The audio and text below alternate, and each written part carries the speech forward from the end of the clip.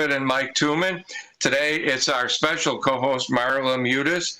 We're on every day, noon to 1 on WRMN 1410, the Fox River Valley Media Network, streaming live on WRMN1410.com. The studio phone number voice is 847-931-1410, or the text number is 505-926-1410, or contact us through Facebook comments at WRMN 1410. Okay, today we're going to do something kind of interesting. Now, we're generally a veterans and a kind of a law enforcement government show, but today we're going to talk about something kind of different. We're going to talk, since it's the end of summer, early fall, we're going to talk about things that are vintage Chicago, okay? And if anybody wants to call in or anybody wants to text us, we'd be glad to answer your questions, okay? So what we're going to talk about is things like old-time vintage Chicago, some in the way distant past, some in the more recent past, and maybe some that still relating to today. Okay, the first thing I'd want to talk about is the vast amount of amusement parks that were in the Chicago area. And the first one I used to hear about was from my parents, and and they actually wrote a novel similar to it about a crime that was there. It was called White City, and it was a famous amusement park in the area of Grand Crossing, and it was from 1905 to the early 1950s, and it was kind of like an area that was it was on 63rd and State Parkway Gardens, all right, and it had it was a famous amusement park. It had roller coasters, tilt-a-whirls, and everything that was brand new at the time. And the thing that's unique about it is it was the first time where the Goodyear blimp was used commercially. So they rolled the blimp out and then they inflated it and they used it to transport people back and forth around the city of Chicago. And unfortunately, on July 21st, 1919, it was also a crash that involved the death of several people. It was 3 on the blimp, and it was near Grant Park. So it hit the Illinois Trust and Savings Bank, and 10 people at the bank were unfortunately killed. But it was a huge thing. It was, nationally it was known. It came in the shadow of the 10 years after the first World's Fair and before the second one. Now, the other thing is probably more familiar to a lot of people. It's Riverview. Now, I myself never went there, but I knew where it was because we would go to see my grandparents and we would go up north. And that it was at Belmont and Western, okay? And it opened actually 1 year before the White City amusement park. And Riverview was like the destination to go to if you were young or, families. And it was just a wonderful place. It had the fun house, the bobs, and various roller coasters, and the tilt-a-whirl. Now, it was on 74 acres. And it was open from 1904 to 1967. Okay. Yeah, your dad went there. So did my parents. And it's kind of famous because they had these. You sat on kind of like a swing system, but they were parachutes, and they were called the Parachutes. And the Beach Boys made a song relating to that, and so it was kind of famous for the song that they made about it. Now, the other one was something that I think you went to and I went to. It was Adventureland, and Adventureland actually is in, I believe it's Dundee now, and it was a famous amusement park that's actually not too far. When we go down to the radio station, It's actually a little bit north of there when you get off of the expressway. And they had various rides and things like that. And there were they had these cars that were amphibious, and they were called amphicars, and they would go into a little pond. Kind of neat because, that was people's first exposure to these cars, and they came out in the early 1960s where you could actually drive into the water, and I was actually on that. That was kind of cool. And the cars came in various colors. They were bright red, yellow, green, blue, white, and they would go one after another, and they'd go into this pond, and then you'd get to drive a car into the water. The car was made to drive on the highway, but it was also made to go in the water with propellers and rudders. And there's actually societies for amphicar, and that was one of the things. And then they actually had a thing where there was a building that would be set on fire, and then you would shoot water into it, and it was just kind of just like a lot of fun. It was a lot of fun, and a lot of kids have great memories of that. And then nearby, actually, I think probably across the street was Santa's Village. And that was kind of cool because you could go there, and it was even in the summer, it would be a Santa theme. But what was neat about Santa's Village was they had an ice rink, and they used to do shows, kind of like the things on ice now. And you could walk in there, and it would be it could be hot outside, and it would be really cool and very nice. It would be very refreshing to walk into there. So Santa's Village was like a wonderful thing. Did you have any memories of Santa's Village? I'm not sure I went to Santa's Village, but I did go to the next one, which is Kittyland, and that was a lot of fun. We actually went there with the Cub Scouts, actually, so that was kind of neat.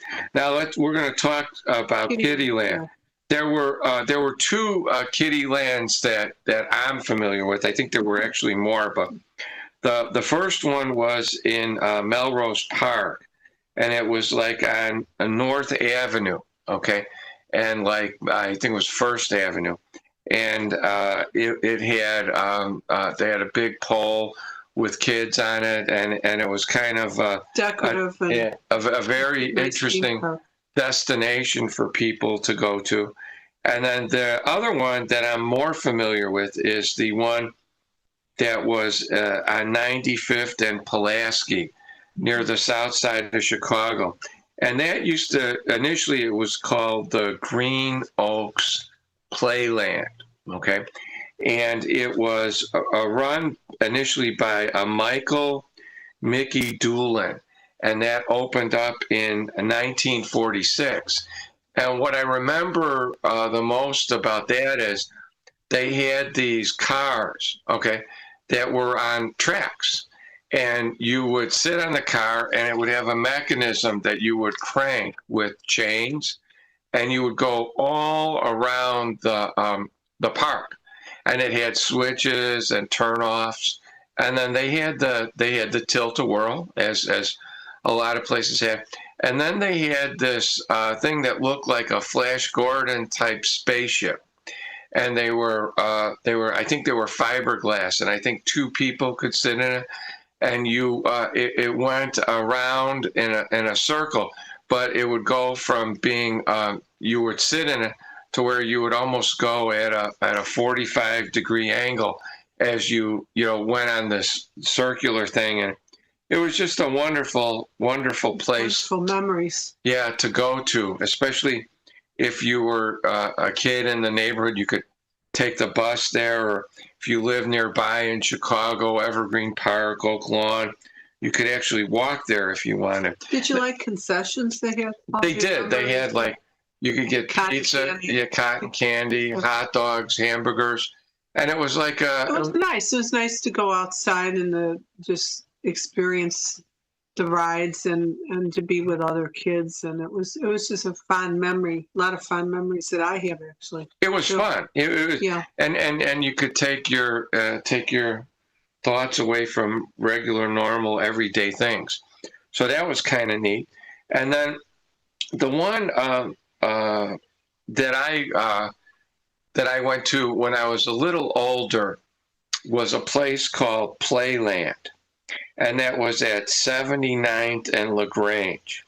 And this was open from 1950 to 1979. And it became the Sterling Estates Mobile Home Park later on. Now, they had the Mad Mouse there, and they had a thing like with, you could do archery there, and they had different things. And it was kind of unique because it had some of the vendors from Adventureland and some of the vendors from Riverview after it closed. So it was kind of like the last amusement park locally before, Great America opened up and things like that. Chicago. And we used to go there when I was in high school. And very often I went to Bogan High School. The kids would talk about what they had been there the night before, and just kind of a local fun area. It was like they had like things where you could like guess your weight and bang the gong thing to see how high it would go, and it was cool. Now the other thing that was big in the area was, I don't know if you ever went there, but we went there a lot. It was initially called the Free Fair, and it was on the park at 47th and Damon on the west side of the street, the northwest side of the street. And it was kind of a big thing in the back of the yards. And then it actually wasn't free. So they changed it to the Fun Fair, and then they later changed it to the back of the yards fair. But what was really cool there was, I remember, it's kind of funny. I don't think they do this now, but you would buy a chance and they would give you a ping pong ball. And then they would have these little glass containers with colored water in them. And there would be goldfish in there. And in the water? Yeah. And what would happen is, if you threw the ping pong ball, and very often it would bounce, and then if it went into one of the glass containers, you got to keep that goldfish. So they would give you the goldfish with that little container, and then it was kind of a wild thing. But I remember, and then they had cotton candy, and then they had other chances where they would call them pull tabs, and you'd buy so many of them, and they'd have a trailer set up, and then they'd have shelves on it, and they would have like housewares or toys or stuffed animals or radios. And if you pulled it and it had a certain number, you got to pick a prize from that level, right? And then they would have, and you put them, took it out of a jar, and these were like old time, ideas and things that people would have. And then, of course, Marla mentioned it. One of the last ones was the first indoor amusement park that I ever remember. Old Chicago. It was Old Chicago, yeah. It was off of I-55. Bolingbrook. It was in the center of an actual shopping mall. And what I remember, I think the last time I was there was probably actually 1970, around early 70s. And it would be lit like sunset, kind of darker, and you would walk around the mall, and then you could see in the middle there'd be people on rides and everything. I didn't go on, I think I went in there once or twice, but I would go to the mall and I would just see it. It looked fun. There were shops in there that would have like candles and little knickknacks and things like that. And in the center, they had this roller coaster. Right. And then they had the tilt-a-whirl. And then they had other smaller roller coasters. And then, when I went there, I was mostly when I was in high school. So it was like from like 73 to 77. I remember we had a day off of school, me and a friend of mine, we drove out there. and we actually saw a guy that we went to high school with. He was working there, and they had these. It was the first time they had this shooting gallery with lasers, and he was working at the turning the thing on and stuff like that. So it was kind of wild. And then there was another thing I remember, and this is for the North Side people. Amling's, the floral place, yeah. they had the haunted house, and that was at First and North Avenue. And I remember it kind of later where they had like a little trailer where you'd walk in and go, but they actually had the Amling's haunted house on First and North Avenue. Now, in doing different research on this, there's actually some postcards out there that relate to another area, was the Olson Rug Factory Gardens. Did you ever know about that? No, where was it? That was located at Diversey and Pulaski. Okay. And it was like a green space, but they were like gardens that they would have and they would maintain. And it was done, by the corporation to beautify the neighborhood, but it was like it was kind of neat, that they spent so much time doing that, and it was part of their community activities for the people. Was it headquarters over there? Yes, it was right next to the headquarters, okay. And it was kind of a neat place from now it was gone way before I could ever go see it, but it was kind of nice to think that a corporation would be able to do something like that. So any your thoughts on any other type of amusement things? I just think of church carnivals or different things I went to as a kid or teenager, and they had the same thing what you were mentioning. I never had an opportunity to win a goldfish, but we would play the games and then choose something, pull a tab. It was a lot of fun. It's a good memory. I was going to ask you, Paul, why do you think these things all went away? I don't know. I don't know if it's because of the people going to the internet or people, but people did more activities outside. In the neighborhood outside. I know that you went there. I mean, they had a big, wonderful, maybe you could even speak to it because I think you went there more than I did, that plaza by Tallman Bank on 55th and well, that's a summer fair. Yeah, but that was kind of a perennial thing, right? And then they had that Franz Bentler. Right. He was kind of like a local band leader, violin player, and they would Tom and Bank would put it on, and then there were I know I went to the that St. Nick's fair several times. Did you ever go to that?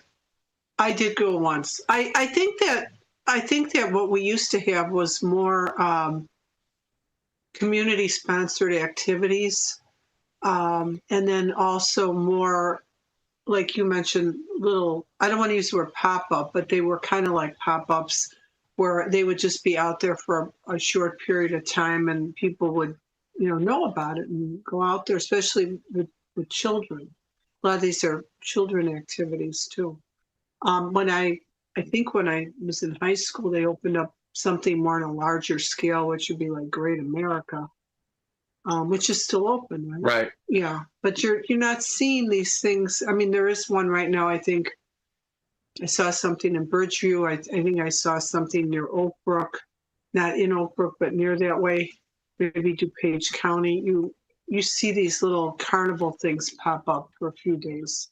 Well, I think not long, not the whole summer. I think they're actually using them lately as a way for villages and towns to support their local charities, because I know that they have a lot of neighborhoods in the summer and the fall have these carnivals, if not churches. I mean, our church used to have it. I remember at that St. Nick's one. It was kind of fun, and I actually won a tennis bag.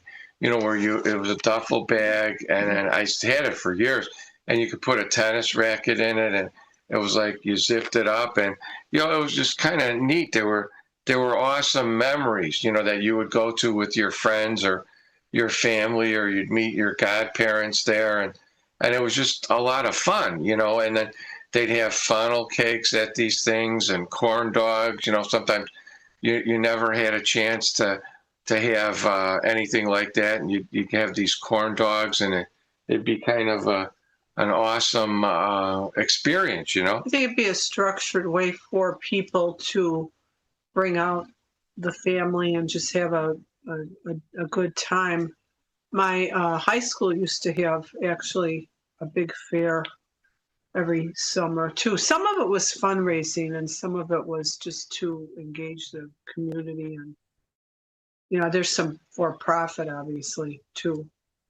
I don't know back then what it was used for, but probably to run the school. But yeah, these were, you're bringing back a lot of, I didn't go to all of these.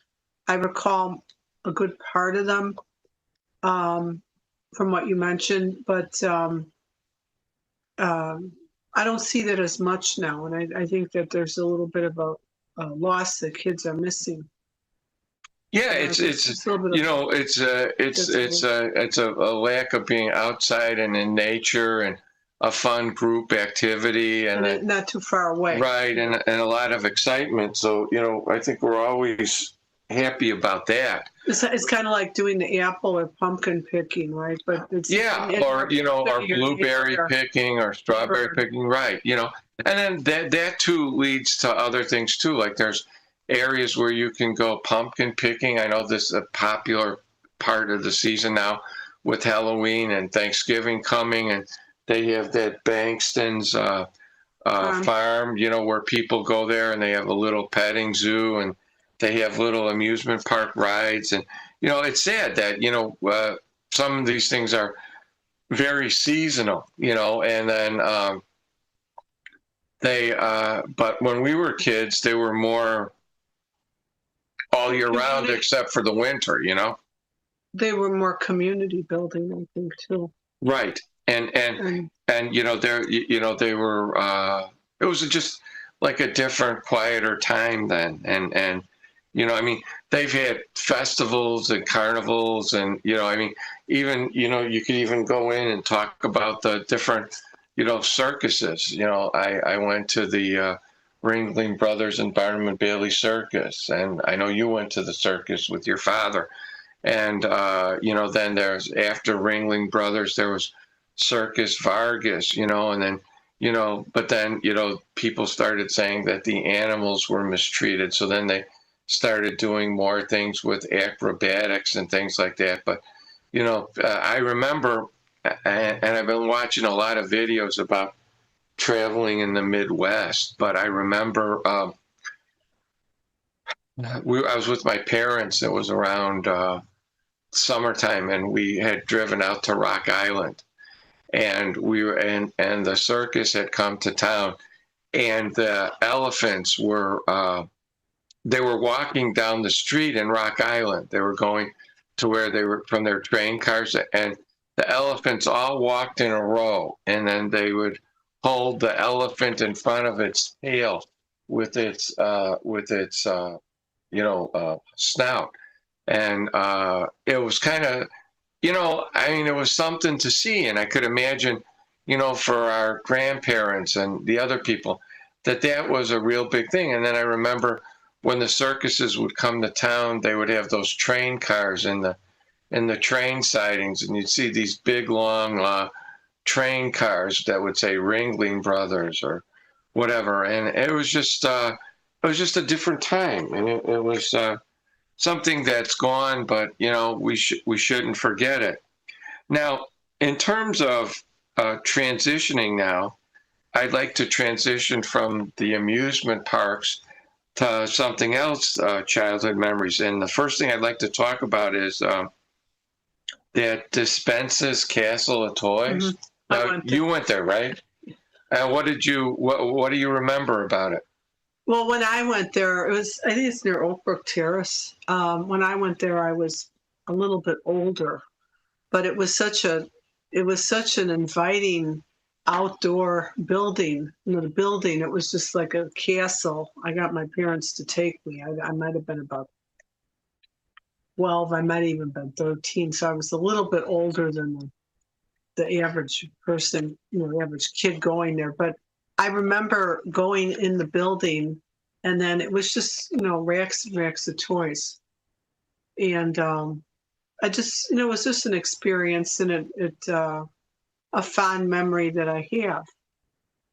Remember back then, we did not have an internet. We did not have, you know, you had catalogs mostly to look at your toy picks unless you were going into the stores. So I mean, for a youngster to go into a building like that, it's sort of like the former Marshall Field concept. You know, you go in and you see, wow, everything's here. You know, so it's I don't know how profitable a business like that was. It's not in business now, I believe, right? So at the time, though, the market would command that, you know, people would just come in and select something. They would come for miles, I believe. Now we have a little more options with catalog and the internet, and in small, you know, big box stores are promoting products too. So it's a little bit more different than when I was growing up. Now, I never got a chance to go there, although we saw it from the highway several times. And I know that they did also have an amusement park inside, a little amusement park, which I would have, you know, wished I could have gone to see. I know. We were a little older, though, when that came about. Right. It started in 1967, and it went to about 1985. So it was around about 18 years, you know, and it was on, it was a 5-acre operation, you know, but it was on 12.5 acres. And, you know, I remember seeing it from the road, and, you know, all the different people that, you know, talked about going there. And I remember the commercials on the television and the radio, and, you know, it's just a different experience, you know. So I wished I would have gone there. We had our, you know, in our neighborhoods, we had our toy stores. I actually, when I was growing up, had a dime store on my block.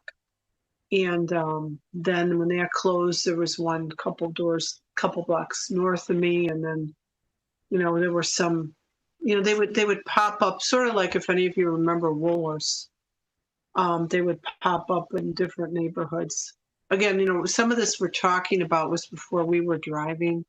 So we can only go by, you know, what we did with our parents, or if we did when our friends when we were a little bit older. Well, that was, you know, this was like, in some ways, and we'll get into shopping malls were just starting, but but this was like pre-shopping malls. Now, like the thing that I remember, and I know you remember this too, was a place called Bargain Town, and it was called. It had a red and white, and it was it had a top hat guy, and he would say Bargain Town. And the one that I remember the most was the one that was on 63rd and Cicero, and it's now a place called Continental Sales now, but the building's the same. And then there was one at 9200 West North Avenue, and then there was one at 3041 East 92nd Street. And then there was one at 3868 North Lincoln. And then there was one at 2027 North Milwaukee. What did Bargain Town have? Just toys or everything? It was kind of like, it kind of had like pool type stuff and other things. Yeah. And it had everything. You know, the thing I remember the most were it used to suspend the toy or the item from the ceiling on pegboard, and it would be like wired to the thing, and it would be above it, and then you would get to see the thing as it would look, you know, out of the box assembled. And I remember that it was just really neat. my parents got me, I had the G.I. Joe with the sled that would be, it would go in the water and bob. And it came out the same time as that James Bond film, Thunderball. And it was kind of like that. And then I remember seeing, and I wish I had it now, they had the first time they had a woman G.I. Joe. She was a nurse. And they were selling it one time for $1 or something like that. I think those things are going for $1,200 now, mint in the box. And then there was a toy that I always wanted. It was I think it was a Ren something, Wii or something like that. It was like kind of like a combination between a car and an airplane.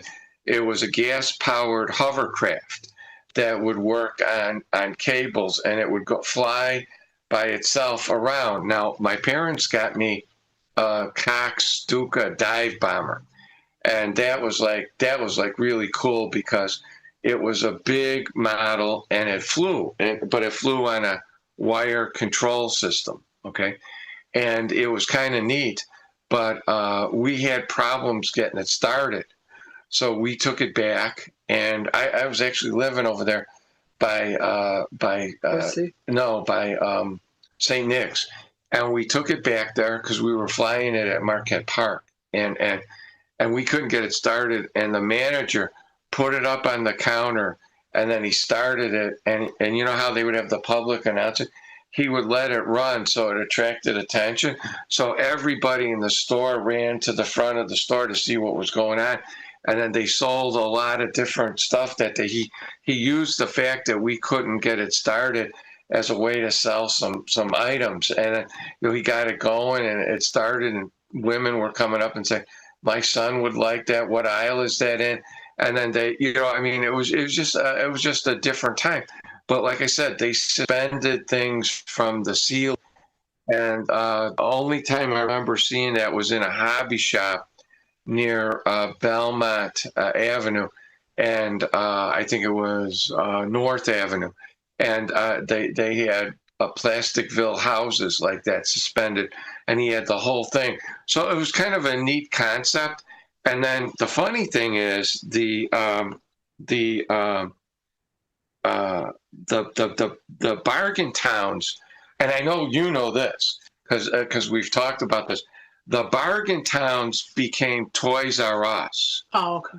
And there was a Toys R Us that opened after the bargain town closed on 63rd and Cicero. They opened up a Toys R Us on about Fort City. Well, 79th or so, and Cicero. It was in Burbank, Illinois. And I remember when that opened, and that was kind of neat. Now you have some fond memories of that. What is the memory you have of the Toys R Us? Oh, when Toys R Us opened, I was more so. What year did you say it opened? I think it was in the 70s, maybe 72 or 73. Okay. I was more so at the point getting gifts for younger kids, relatives or whatever. But I do remember going to Toys R Us. We actually knew one of my friends actually worked at Toys R Us years ago. But I think one thing I wanted to mention was, and if I haven't been clear about this, there were different models of shopping. There was the model of, as I mentioned, the catalog. There was the model of the dime stores, and they'd actually have pretty good quality items. Then the model came a little larger, which is, you haven't mentioned Steinberg Baum, have you? No. That was on 63rd, a little east of Pulaski. And there was another one on 95th, a little east of Western. Okay. Well, I wasn't driving. That was a big one. Okay, I didn't know that one. But this was like an extension of the 5 and dime stores, and it would be maybe about 4 or 5 times larger than the dime stores. And so therefore, you would go in there and see a toy department that was just a lot of fun to go to, because you would have, maybe it's like three dime stores or drug stores. And then in the mid to late 70s, I think the model changed or expanded, maybe that's a better word, that you would see your toy departments in stores like Venture and Kmart, and what are some other stores? It would be a big, I want a medium, I don't know if those are called big box. Are they big box? Discount stores. Discount stores. And they would have whole, just like they'd have a clothing department or a cosmetics department or whatever, they would have a candy department. They would actually have a toy department. And, and they would be able to obviously offer more things. You started, I see your list here, Paul, and you mentioned Marshall Fields. I actually have, pictures from when I'm 6 months old meeting Santa Claus downtown at Marshall Fields.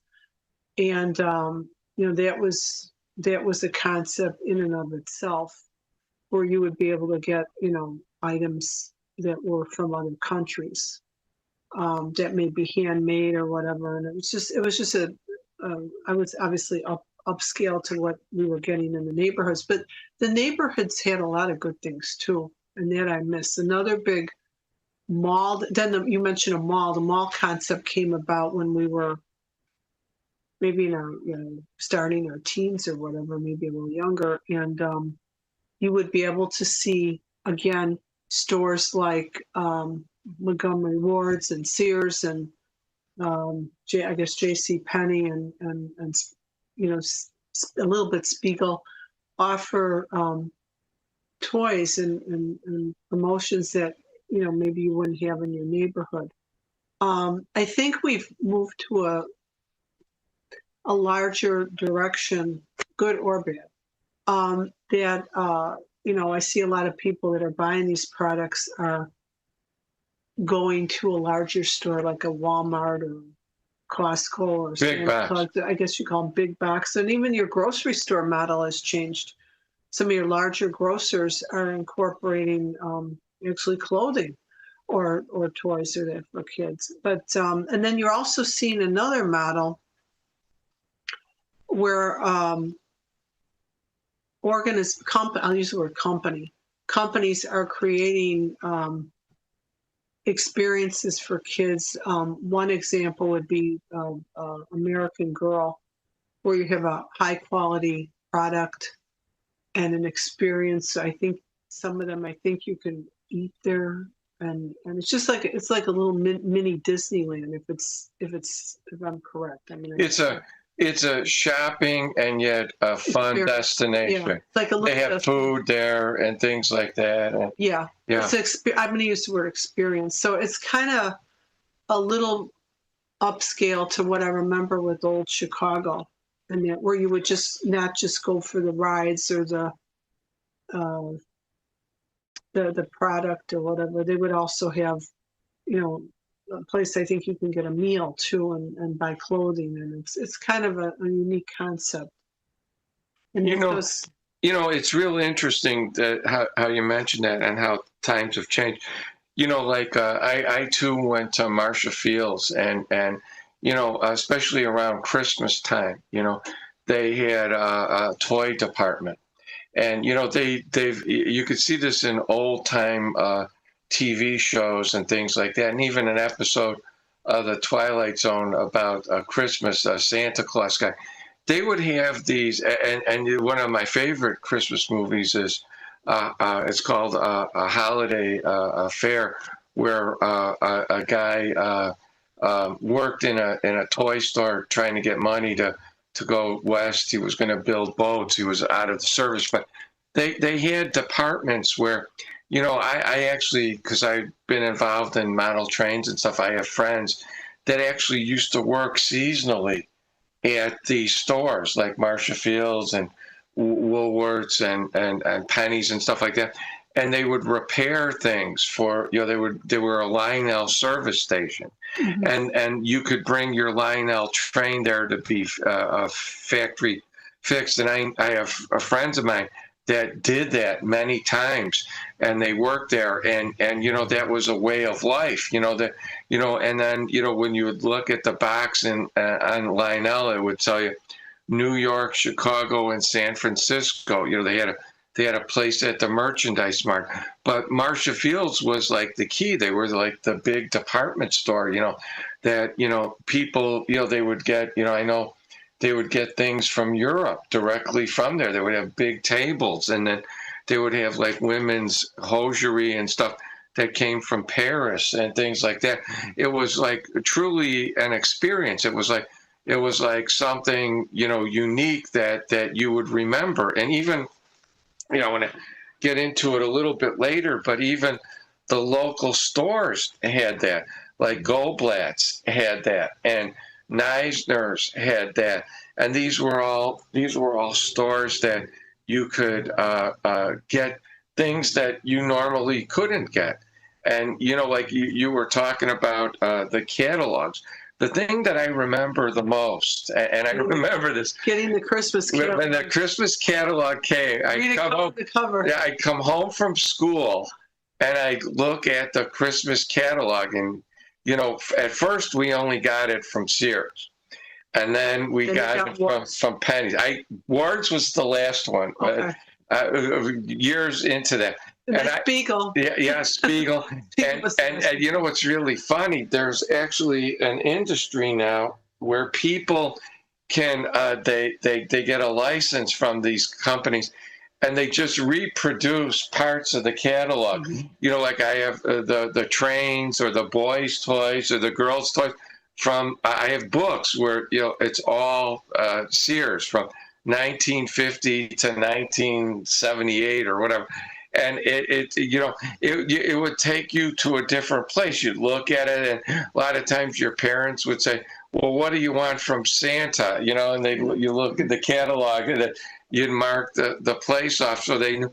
But, and every time you saw it, it was like different. And, sometimes the products would carry over from year to year, but it would be just an experience. And people, people would, they say, I got my catalog, and we lived by Ford City. So we would go and get the catalog from the catalog department. They charge you $1 or $2 or $3. Mm-hmm. And we get the Christmas catalog, and it would be so cool to have those, and look at the things, I think that you could go to a store, and if you bought, I didn't own like trains and all that like you did, but you could go to a store and then bring something home, and it could entertain you in your home. Whereas now it seems like you don't see that as much, and the entertainment's outside the home, the experiences. But I don't know if this is, Paul prepared this list, but I'd like to maybe give a small shout out to Berwyn Toy and Trains. And Paul goes there quite often. He tells me, I've been there a few times. And what I'd like to mention is that when, I go in there, I've gone in there with you actually a few times. I've bought gifts for people, for kids, and children and friends of friends or whatever, but our relatives. But go in there, and there's a section where they have inexpensive toys. And I would go to Paul and I said, my goodness, I had this, I had that, I had this, I had that. So even for the big kid, it brings back memories of your childhood. So, I think a place like that is in a lot of ways a gold mine if people were to know about it more. And, just as silly as it sounds, I was there with you, I think, a couple months ago, and I said, well, I had that horn. That horn was on my bicycle. I had this little, I can't even think what the word was. I had that little kaleidoscope. I had that little thing that shakes. Is it a maroon? I don't know what it's called. Shakes. I had this. It just brings you back to your childhood. And for those that have mariachi, those people that have children or grandchildren or great-grandchildren, and they're buying, or for themselves. It's just an experience that people can share together. It's even an experience I had with Paul, because I says, well, my goodness, I had this, I had that, I had this, and so and you may want to, and actually you've actually bought a few things that you had as a kid. Well, the And thing it's not real expensive. the thing that's neat about that store is they have kites in there. They have kites. And then they have the Breyer horses. Yeah. Yeah, and you know, like I had those when I had them too, and you know they have you know, she mentioned they've got currently now they have the ant farm, which was, you know, I mean, so it's I'm not trying to discourage anybody from going to a big box store. It's not what I'm suggesting at all. But there's a lot of reasonably priced, unique things that you could pick up at a place like Berwyn Toy and Trades that you know, if you're looking to give a gift or even for yourself, something that not as many people have now. It's really a nice thing to go there. And there's trains and there's, you know, I've seen people bring children or big kids go there, and they're just hitting the button and playing with the train, and it just takes you away from, even for a moment, of the maybe bad news you see in the, you know, media or whatever. It's just something unique to take your mind off of things and to maybe think about things you can create in your life and build positivity and enrich your life. they have a big train layout where you could operate it. You press the buttons and the trains move around it. And then they have vintage model kits. We actually went out about 2 years ago to, was it where do we go to the train store? DuPage County? Where did we go out to? The Kane County Fairgrounds or something? We went to the train show. Where was that? That was at DuPage County Fairgrounds. I was surprised I saw people I hadn't seen in years, and actually they were there, the guys from the store. So I mean, it was really it was actually a nice experience to go out to something like that. So you know, that's an interesting thing that you bring up, because I remember, you know, my dad's been gone over 10 years now, but him and I used to go out to the train show, and it would be unique, and you'd see a grandfather or a great grandfather, father, and then a son. Too. Yeah, but I mean, you'd see whole families. Yeah. And then you'd see whole families, and you know, the older guys were trying to get back the metal trains, that even the Marx trains that they had when they were a kid, and the erector set. And my dad would tell me about how he had an erector set, and they would build things, and you know, I find that kind of stuff is like a time machine. Well, these kind of toys and these kind of gadgets help people, and I'll focus with children though. Helps them. It's kind of like those scientific toys. They kind of help you use your mind, and you get a sense of accomplishment. You know, when I was smaller, I can't remember exactly what it is, but I would do, for the girls, they had the cross stitch.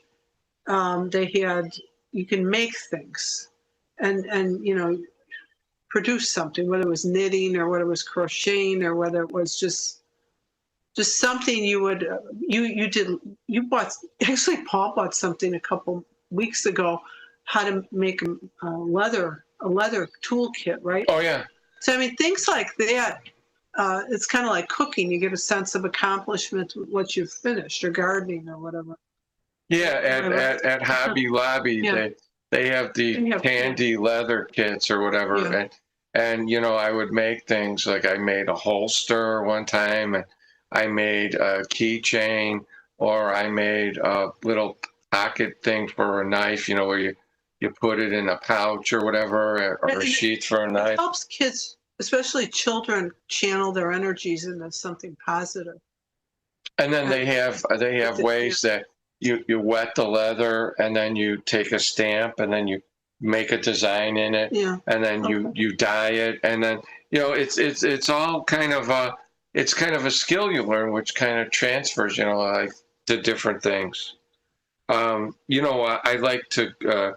We've kind of covered the toys, although there was something called KB Toys that was in all the malls, and I know they were really big in selling G.I. Joe things. And I remember there was a KB Toys at Chicago Ridge Mall. This is about 40 years ago. If you went there after Christmas, they would have these train things, and they would be like 90% off. And I remember buying a rotating beacon like the one that Lionel had, and I think it was a Pico.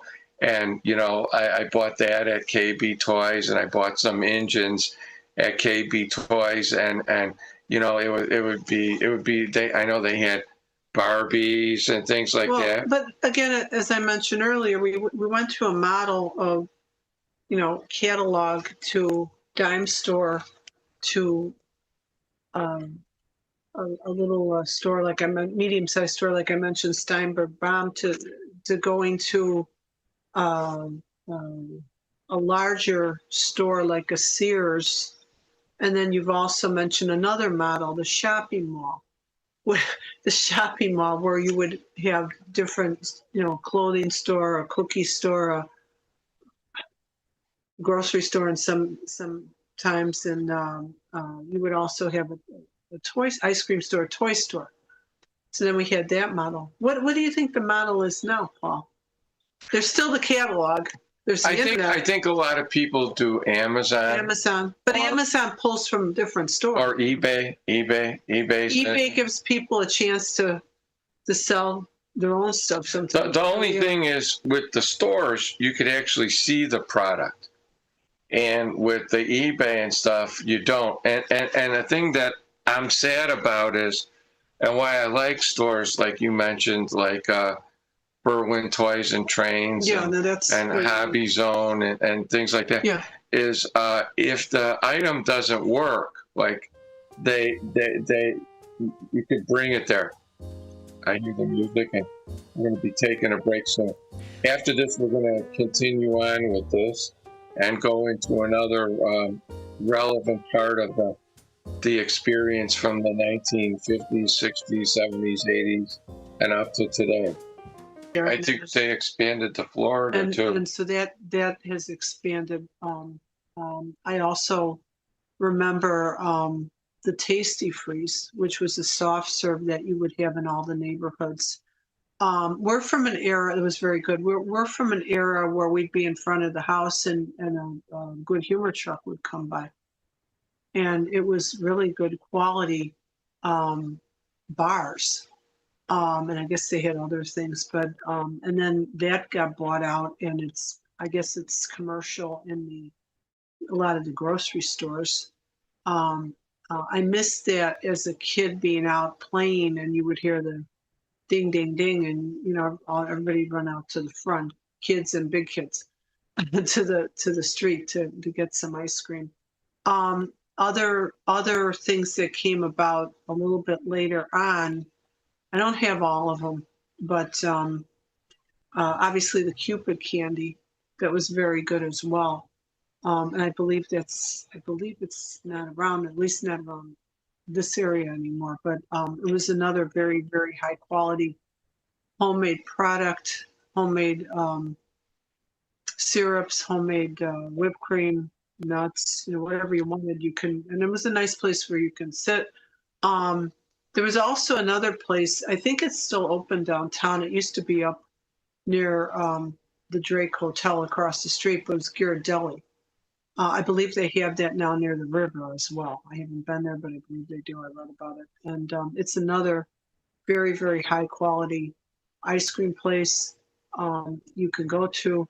And they also have the attractions in the down in Chicago. What I liked about Ghirardelli's was the quality of the chocolate. I like caramel. I like all the flavors, but a lot of times I venture just to the hot fudge and the caramel, because I don't get ice cream every day and every week. And I usually get my favorite, although I've had other ones. Also want to give a shout out to Gertie's. And Gertie's has the best chili. Gertie's has a good experience for families to go to and even go on a date with someone. It's just really a nice experience. And the ice cream is very, very high quality. I think they have the best whipped cream out that I can find nowadays, or one of the best. And so, you know, you can order small size. You can go to the, what they call, I think they call it Tummy Buster. And so they really have, I don't think they advertise as much anymore. Some of the locations have consolidated, and I know there's one out in Bridgeview that's very, very good. And I highly encourage people to go out there and do some shopping while you're out there too, because there's a lot of malls out in that area and a lot of great grocery stores and stuff. Another one I've been to a few times, it's excellent, is in, I believe, Payless Park is Plush Horse. And they are another one that is high quality ice cream, whipped cream, a nice experience. You see generations going there. And it's just a real good place to go and take kids. We also we haven't been to the one in Lockport, but we heard good things about it. And another homemade place. There's also, I'd like to just have a little sidebar and a shout out to what is that place in Chicago Ridge, Paul? It's a candy store, American Candy or something. We went in there, they have popcorn, they have, what is that thing you like? Homemade frozen candy? The freeze-dried. Freeze-dried. It's so good, guys. I mean, I'm not a big hard candy person, but I've had it commercially at the larger big box stores. This place makes their own, and it's fairly priced. It's not that expensive, but it's just really the best I've ever had out there. Was Coca-Cola. They had a Coca-Cola freeze-dried candy that was fantastic. I mean, it's just I hope this thing takes off more than, you know, commercially more. I mean, it's really a knock your socks off experience. I mean, it really is, and I think that as that business expands, you're going to see it expand maybe to even other locations. It's doing very well. But, you know, a lot of these things we mentioned, I mentioned from what I remember, Dove Candies, that started out as a little place, and then it took off commercially. What's that place, Paul, in, maybe you don't remember, in Oak Park?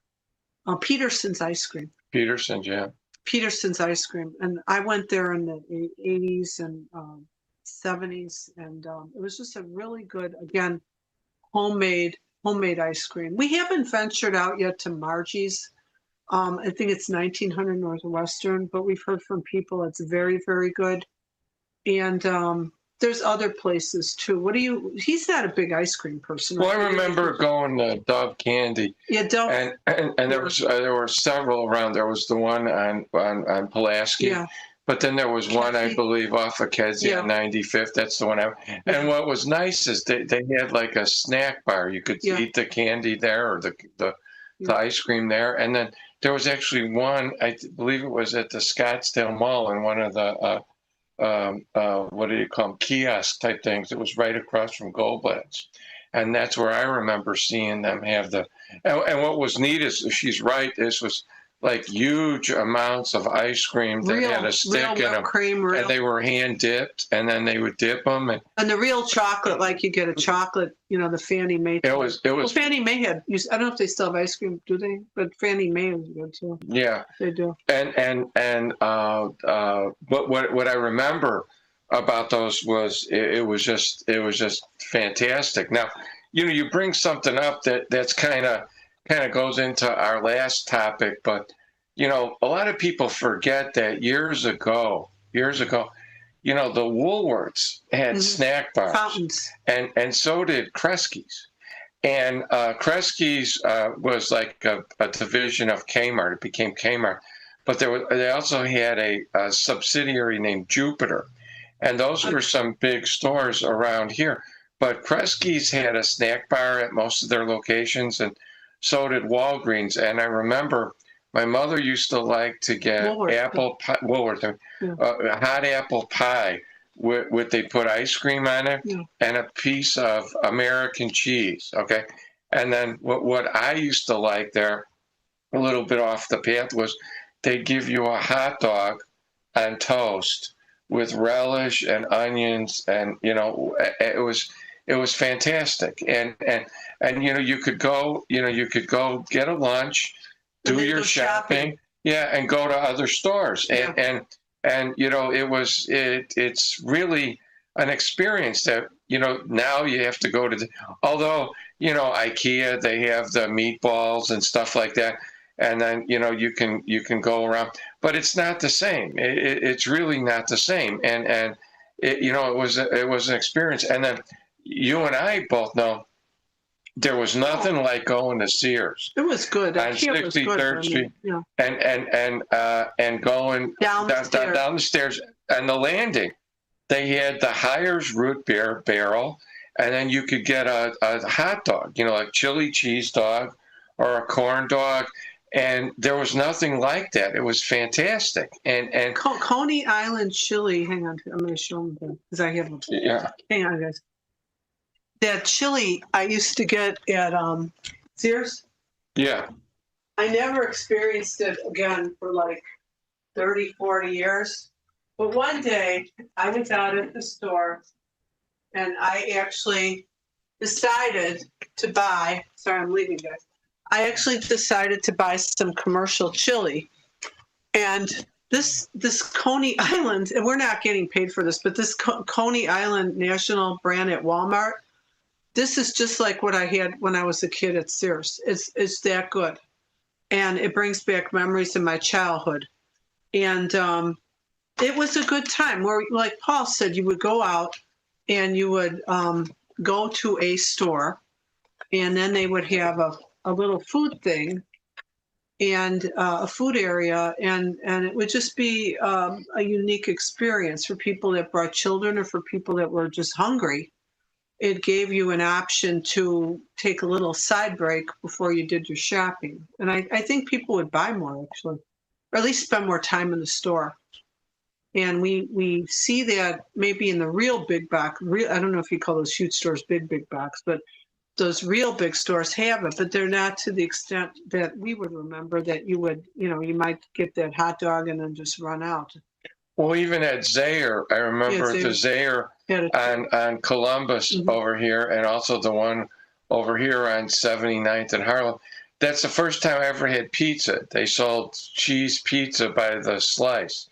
And I remember that, the corn dogs. Yeah, or corn dogs. And I remember the first time I ever had pizza was at a Zaire. It was huge. It was a huge piece of pizza, and it was a, triangular slice, and you could get a soda, and you're talking, that was fantastic, and you don't see that much anymore. I know that some Home Depots and stuff have hot dogs and stuff like that, but it's all these places. They're not making it a large attraction, whereas it was a large and that's an atmosphere.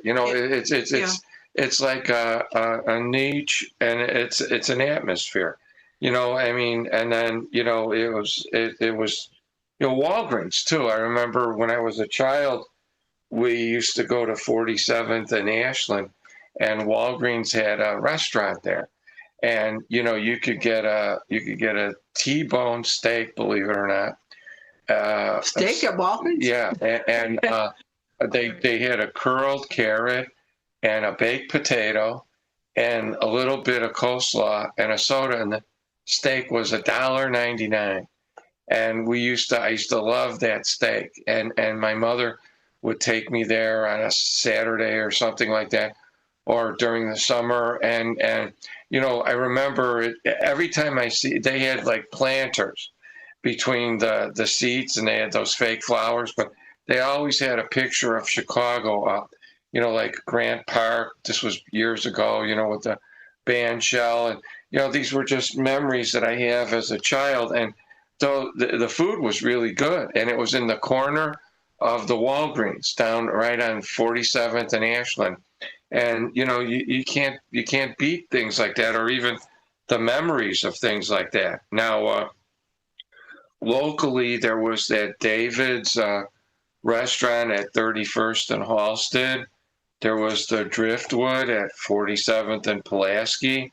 Most recently, the place that we kind of liked was Petey's Bungalow. There were two of them, one in Oak Lawn across from Christ Hospital, and the other one was on 159th and LaGrange, and Petey's just closed about a year ago, but it brought back memories. It was one of the few places you could go to that reminded you of old times. And then, not so in the not so distant past, but yet in the distant past, you had poppin' fresh pies. And those were at the places that then became Baker Square, and you could get pies there.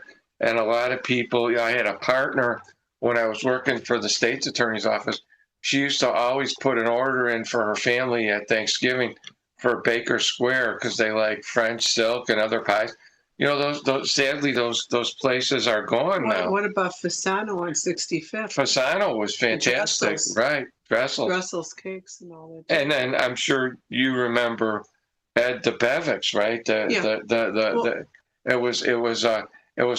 It came up in the 80s. It was kind of like a diner concept of the 50s, but and there was actually a place in Orland like that too, that had that, and it was like a diner place that it reminded you of the 1950s, and you could see celebrities in there. Well, Fasano's, I believe they still sell at one of the local. I think they sell them on trucks or things like that. And also Wolf's Bakery is at the Wolf in Evergreen Park. That's still there. They make a Dressel's. They used to make a Dressel's cake if you asked them. Yeah, Wolf's Bakery is very good. So I mean, you're seeing.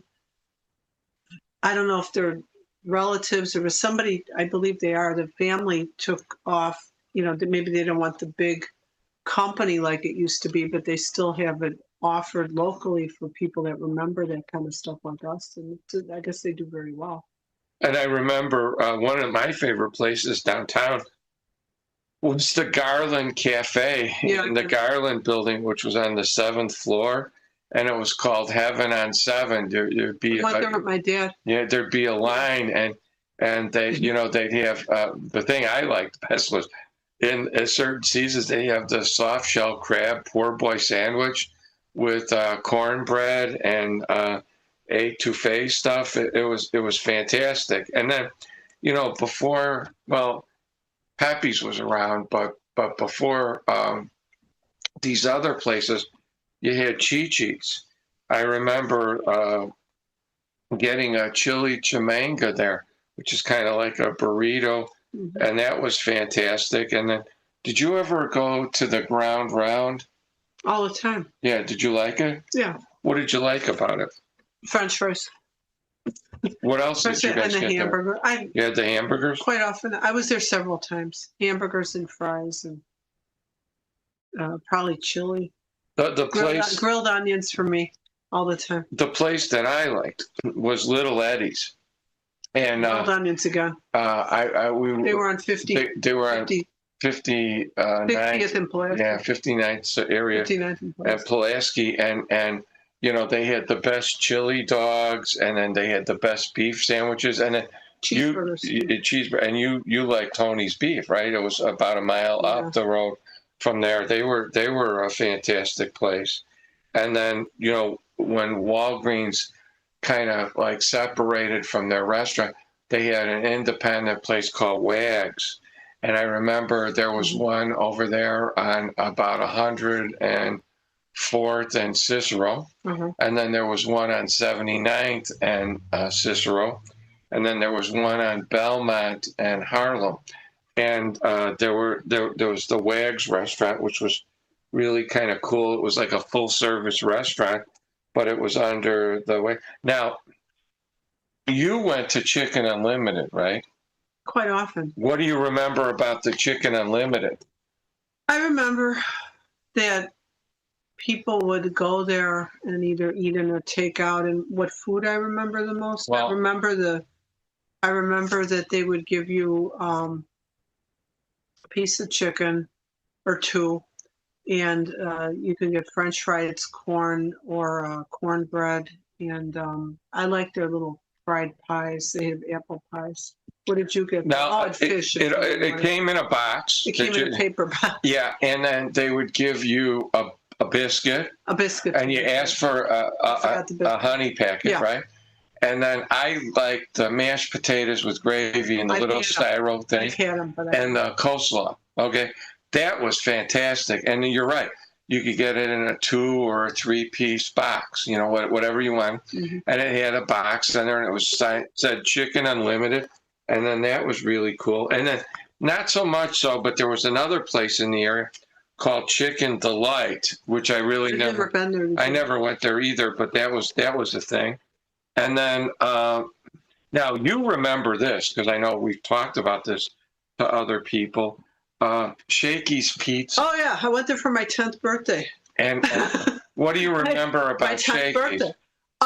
You'd walk in it was very lit, very well lit. It was West Cicero Avenue, about 300 South, if around that. And I remember as a kid, I would go there, and I think there might have been a little bar in the back, but one thing I remember was the player piano.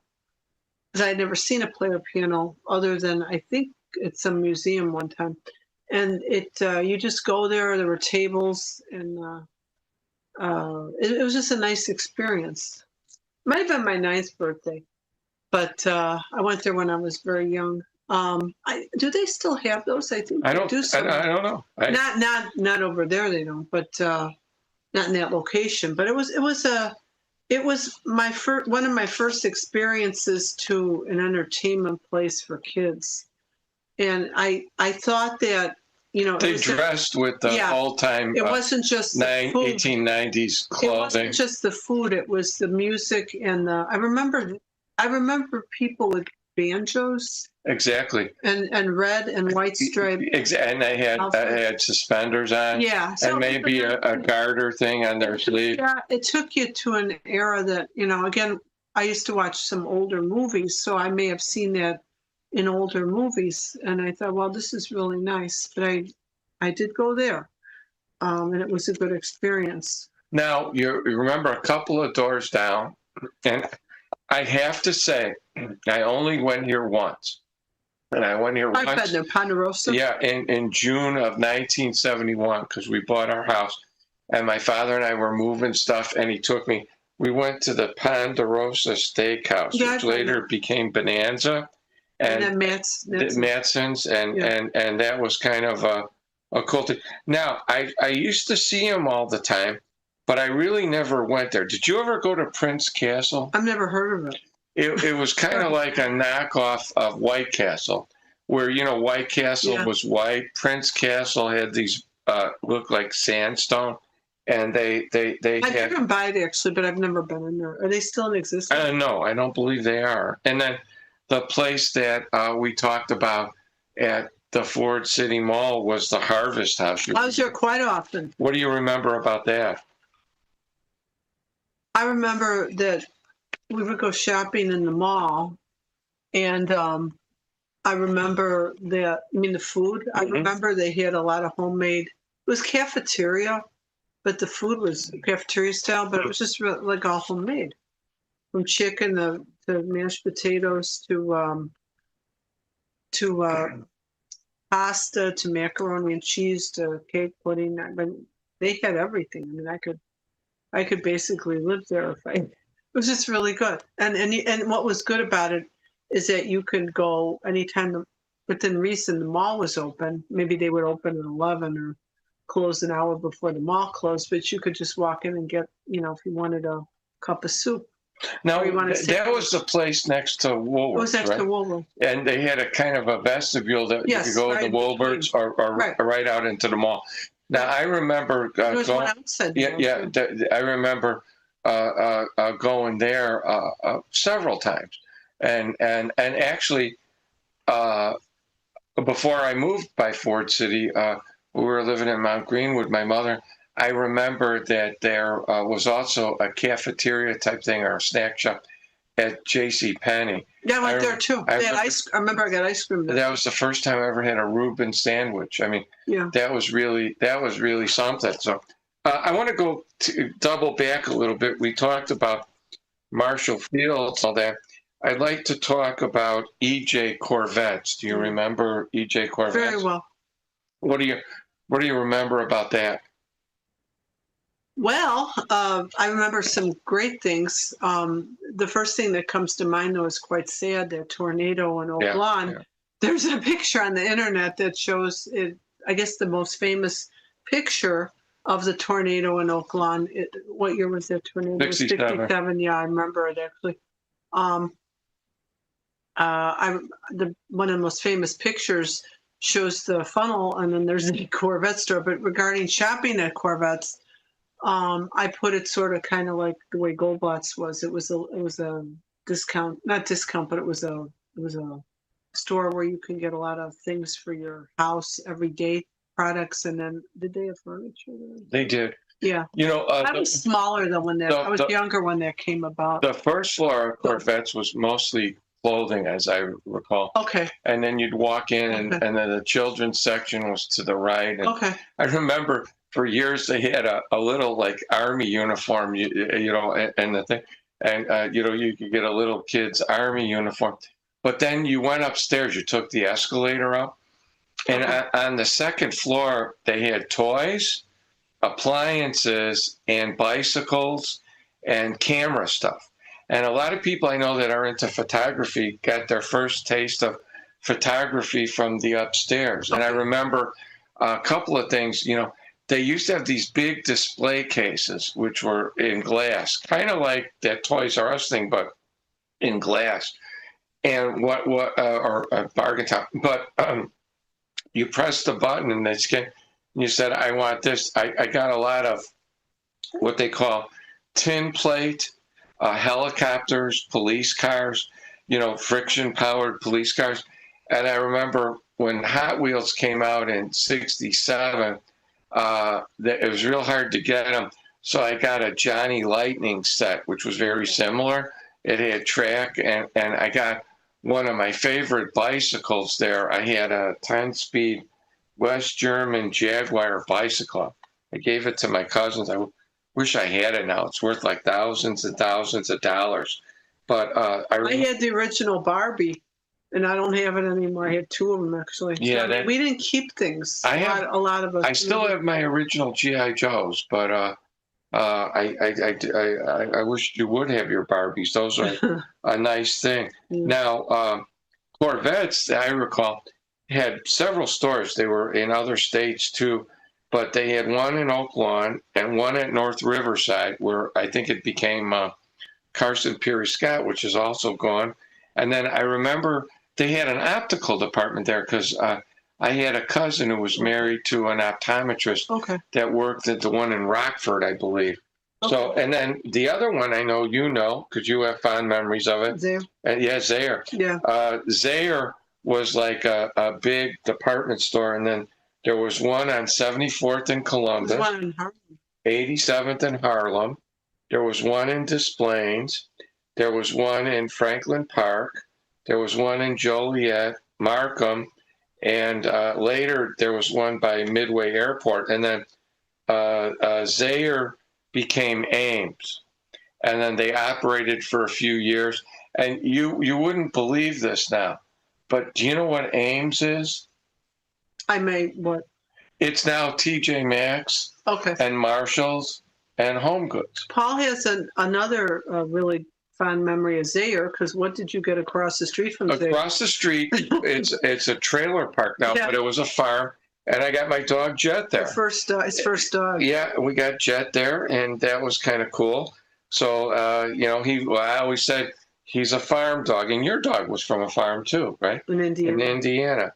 So Zaire, Rockville, Indiana. We went down there once to try to see where he was born at. So I know where Jet was born at. It's a gas station now in a trailer park. So I think of that all the time. So then Zaire's became Ames. Okay. Oh, and then there was a Zaire on 111th. Right. Right across from near the train tracks over there. So on 111th between Cicero and Oak Park Avenue. Mm-hmm. And then the other place that I remember was Community Discount Centers. And it was kind of a cool place. I remember There was one which It was later, called Community. I remember something Community. yeah, I don't think it had a signed discount. it was Community Discount Okay. Center, and Community became, in some way, well, it may have been Shoppers World before that, Uh-huh. but there was one that we used to go to all the time at 47th and Halsted, and then there was one at Midway. And the one at Midway is cool because I saw the Black Beauty car. That was the car that the Green Hornet used. Okay. And it was in front of the Community. And what we remarked as, there were no handles on the outside of the car. So you had to kind of reach in. There was a solenoid, and it was kind of a 60s thing. And then there was a Community, which now I think is a Staples or Office Depot or something, on 95th and Cicero. Okay. Then Shoppers World was that place at 95th and Cicero, and I think it was, there were others. And then there was another kind of a discount store called Terry's. I remember that. And the Terry's over here later became the Chicago Ridge Mall, okay? And I remember when we would go out to the forest preserves, primarily Maple Lake, we would drive down 95th Street and always stop at Terry's. And it was kind of a neat discount store. It's kind of something that you normally wouldn't see. Now, this other one, I know that you have quite an experience with, Weebles, right? You worked at Weebles, didn't you? Part-time. Yeah. Did you like Weebles? Yes. I can't say anything I didn't like about it. The mall where I worked, and they actually had a snack bar as part of the experience too, as a shopping experience. They had their own little snack bar up the stairs. But yeah, I enjoyed it. They had a lot of. And they had a grocery store, Hellman's, and then S&H green stamps too. in the basement. That's one of my favorite places. Was you could redeem the Where green. did you get the green stamps? You got them at National, yeah, National Tea. Okay. And then A&P had another one. They were gold stamps. Yeah. And then they had kind of like a Scottish. And you would get it. Explain for the viewers what SH green stamp was. Well, when you bought so much in groceries, there was a machine above. Later on, there was a machine above, and say it was $50. They would put their finger kind of like a dial, and stamps for $50 would come out, and they'd hand them to you. Okay, and then they gave you books. And after you had so many books, you could redeem them for things like I still have a toaster. I still have a little, which we went to with our friend Louis and Naomi. We went to a antique store. I have a little stand in my bathroom that I got with S&H green stamps. And when we went into the resale shop store, the antique store, it was like $100. So I have some, and in my room, I have a swan lamp that I actually fixed the socket on, and it's lit up, it's backlit, and it's a swan, and I got that at S&H green stamps. So I still have some of the things from S&H green stamps, and you would get these booklets, and you would redeem them, and all you would have to do would be to pay the taxes on it. Is that the only place you know of that offered stamps like that? I don't know where you would. S&H stood for Sperry and Hutchinson, and there was another redemption place off of 111th and Western. We went to there a couple of times too. I think what I was trying to ask was, do you remember any other companies that would give you stamps and you would redeem it? Not S&H. Yeah, just saying. There was the A&P had the gold stamps. I don't know where you could get dishes at the grocery store. Right. That was right? And then certain gas stations offered blue stamps. I understand, but I don't know too much about that. And then we talked a little bit about Kresge's, and I found this kind of amazing. I went to Canada in the 1980s, and there was a place called the Scarborough Mall, and they had a Kresge's in there, and it was remarkable because it reminded me of the Kresge's that were here. Now, I have fond memories of that Kresge's in Scottsdale, because the day after Christmas, which was my dad's birthday, I would always go with my Christmas money and go to the Kresge's. Where were they by? They were in Same side as Goldbug? they were next to William A. Lewis. All right. In Scottsdale? In Scottsdale Mall. Oh, okay. I understand. It has. Yeah. It just doesn't go straight. It's right. got a. It kind of angle. Yeah. Okay. And it was next to William A. Lewis, and we would go there the day after Christmas, and I would take my Christmas money, and I've commented this on my YouTube channel. They would have Lionel trains. I'm talking 73, 74. They would have Lionel trains, and they would be half price. And you could get a great Lionel train for like $15 or $18. And you get the whole train set in a box with the transformer and the track. And granted, it was what they call their MPC era, which was post-war, but they got taken over by MPC Plastics Company. But some people consider them a downgrade, but that it's got its own unique charm to it. But I got 2 train sets there. I remember they would be on the top, and they would be facing you, and one was like $12 or $18. The other one was like $15. I got them 2 years in a row, and I'll never forget that. Was very happy with that. And then there was also a Kresge's, which became Jupiter, in the Green Oak Shopping Center on 95th Street. And then I think there was a Kresge's also in Hometown, which was, that one stuck around a long time. And that was kind of next to the Colony grocery store. So that was kind of neat. And then as McCrory's was another kind of a dime store, discount store. And I know there was one in Brighton Park, I believe. And then, did you ever go to McDade's? Yes. Yeah, McDade's was kind of unique, and Is that by where Corvettes was? No, it was right here. That's Service Merchandise. It's kind of like Service Merchandise. On 95th Street. Yeah, 95th Street. Yeah, I've been there. Where that medical center is. Yeah, McDade's was.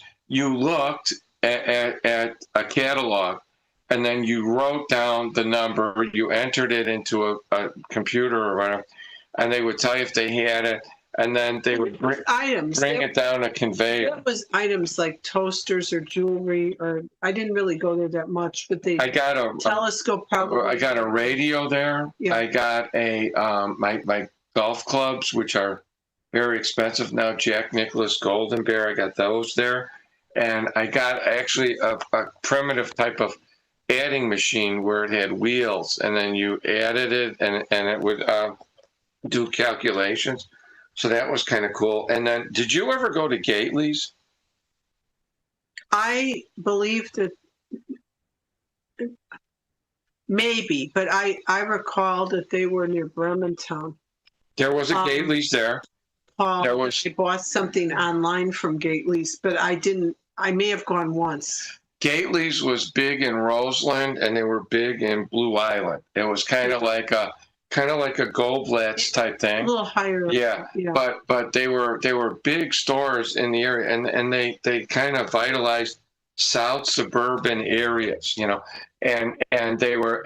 But what was cool is they actually had a football stadium where a lot of Chicago public schools played. It was the Gately Stadium. They sponsored it. So Gately's was kind of a big place. And then Goldblatt's. Every week. Yeah. Every week you go to Goldblatt's. Goldblatt's, I knew the one on 47 and Ashland. And Goldblatt's sold everything. They had multiple stores. They had an elevator. They had elevator operators. Soap, tissue. Women's clothing, children's clothing. And then you went to the basement. There was a snack bar down there. There was a deli.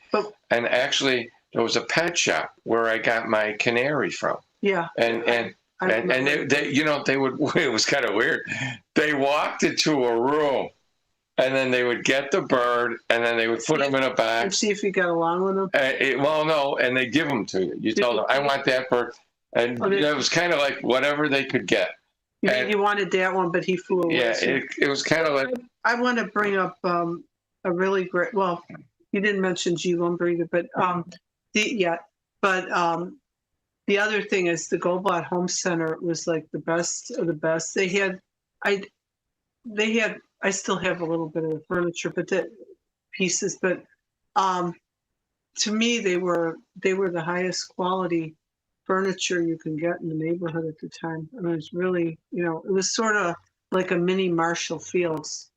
It was just really good quality. And so they opened up probably 1970, 71. And I mean, I don't know when they eventually closed. I would say late 80s, mid 80s, maybe. People would come from all around to go there. I mean, you bought things there. Yeah, I did, furniture and everything. Goldblatt's had stores in Illinois, Michigan, I believe, Indiana, and Wisconsin, and they were, it was a major retailer, and they had the big Goldblatt store was on State Street too. Remember, and they had very nice. Now, my grandmother had a store on couple of blocks away in, and it was like a kind of a neighborhood grocery store. And her competition was Goldblatt's actually during the Depression. But my grandmother got the contract to distribute food during the Depression, so that's what kind of kept them alive. Because Goldblatt's would always undercut everybody because they had volume. But that's what the regular stuff. The furniture wasn't that. No, the furniture wasn't like that. And then a store that I liked that they don't talk too much of, and it was in the same area that was by Service Merchandise in Oak Lawn, in the same area as was W.T. Grant's. Did you ever go there? Maybe once or twice. Yeah, I like W.T. Grant's. It was like kind of like a Woolworth's. But I think they had a snack bar too. But I remember getting some really neat models and stuff at W.T. Grant's, and they always had a display with marks, like Johnny West and the Cherokee Indians and things like that, and they were kind of like a big thing. And then I did not know this. I didn't know this until I was doing some research about a crime years ago. But there were Western auto places in Chicago. And I always thought they were out west. But Western Auto is unique because they were kind of like a major retailer.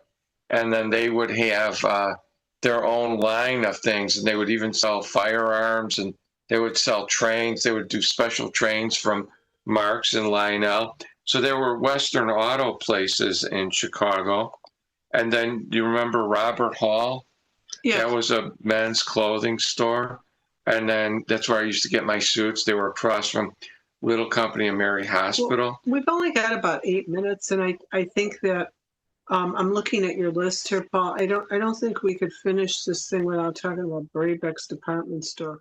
Yeah. Because that was a biggie when we were growing up. Originally, Polk Brothers. Originally, when I was a kid, they were on 59th and Damon, and then they moved to around 55th and California. You would never know what you were going to see in the store. I mean, what would he get? Overruns, or what would he get? He got us. Would be there. When we lived in Chicago, we lived at 1920 West Garfield Boulevard in an apartment building on the second floor. And they didn't have tile. They had what they call linoleum. Yeah. And he would sell rolls of linoleum. We bought and he would have installers. They would install it for you. And, he was big on selling linoleum and housewares. And he had stoves, fabric stoves, refrigerators. He had things like that. But you would go in there periodically, and you never know what you would find. Yeah. And he was a very nice man. I remember that as when I was growing up. I think we went to the other location one other time, but we used to go to, where was the one I went to, on 47th Street? Yeah, 47th. And what? It was east. It was 47th and Damon. Okay. Yeah, and it actually was 51st and Damon, probably. I think it was. And then, of course, we talked about Woolworths. That's unfortunately no longer here. And then they had a big box component called Woolco, which went to EJ Corvettes after Corvettes closed there in Oak Lawn. And then there was a store that I liked. It was around 48th and Ashland called Neisner's. Mm-hmm. And it was kind of like the Archer Avenue big store, things like that. They had a downstairs. And all the stuff I liked was downstairs. It was the kids' stuff and then the housewares, like the, stuff for like tools and stuff like that. And I very often, my mother would get me really Mark's play sets, like of the Alamo or, Big Jim, Jungle Jim or whatever. And they were $1.99. Uh-huh. Go ahead. Out of all these stores and experiences you've mentioned, which you think is the one that you miss the most and that had the most impact on you? You mentioned a lot of different experiences, a lot of different places. Well, what do you wish if you could bring time back and you could go? I like the concept of the variety store or the five and dime. I think those. Like a Steinberg bomb type? No, I'm talking about like Woolworths, Kresge's, J&R Variety, like by your house. And then where I lived on 55th near Ashland, there was F&S Variety. They were all the same concept. They were variety stores. F&S stood for father and son. I don't know what J&R stood for, but you would find. I used to know, but I don't know now. You would find really, in some ways, high quality products. Like they would have women's clothing at J&R Variety. They would have nice crystal ware. They would have sewing supplies for school. You could get lampshades. You could get oilcloth. They had cards. They had a notions. Glass coffee pots, percolators. Maybe some of what you mentioned you don't see people use as much anymore. No, maybe that's why some of it. But what it did was it gave you a look into things that you normally wouldn't see. Like there was also same block, I think, which was Brabeck's. Woolies was over there, and so was Pixie's. Pixie's was a 2-floor store over there on 55th. And if you were to bring back, and I know you're not big into ice cream, but an ice cream shop and maybe a restaurant a concept that you'd like to see be brought back, what would you think you'd like?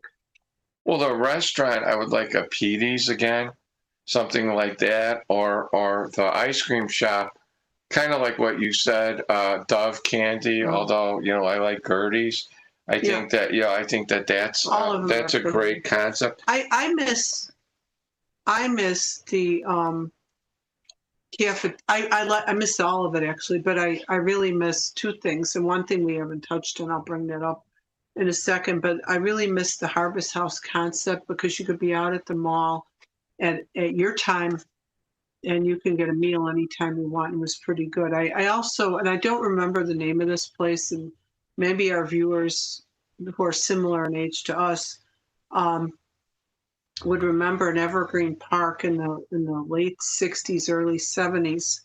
They had and you never went to it, but it was a smorgasbord across from a little company in Mary Hospital. They had people at the door coming in. And I do want to give a shout out to the only concept I can think of right now that's even halfway similar is Red Apple Buffet in Norwood Park. Well, it's Chicago, but it's not that way. Chicago, I'm sorry. And, the buffet where you can get, a lot of good food at a reasonable price, a comfortable atmosphere, open certain hours. But I mean, I like that concept of having that in a mall. And I also like the concept of the all-you-can-eat and the variety you can have. And then you mentioned also a supper club. We forgot to mention the what's that one in Oak Forest? Jack Gibbons Gardens. Jack Gibbons is great. Yeah. There's some other good ones out there, just as good that we haven't been to. But it's just the concept of like Paul likes. I mean, not in this.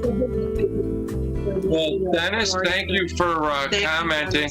And we're coming to an end. We'll join us next week again. We're glad we had this 2 hours to reminisce with you. We hope that you all like it. And thank you for joining Chief Guard of the Republic. And Mike will be back next week. And thank you very much. Bye-bye.